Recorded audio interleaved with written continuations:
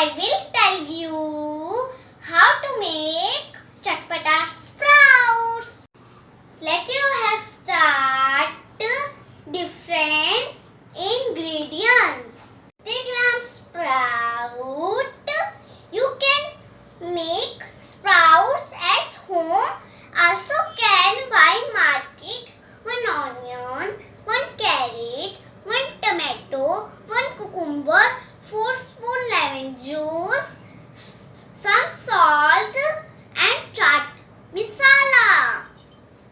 I have took sprouts, carrot, onion,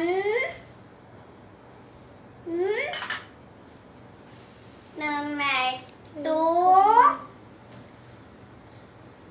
cucumber,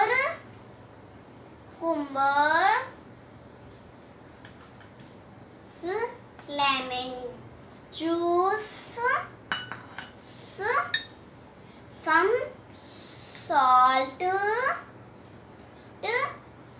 and chaat masala. Now mix well.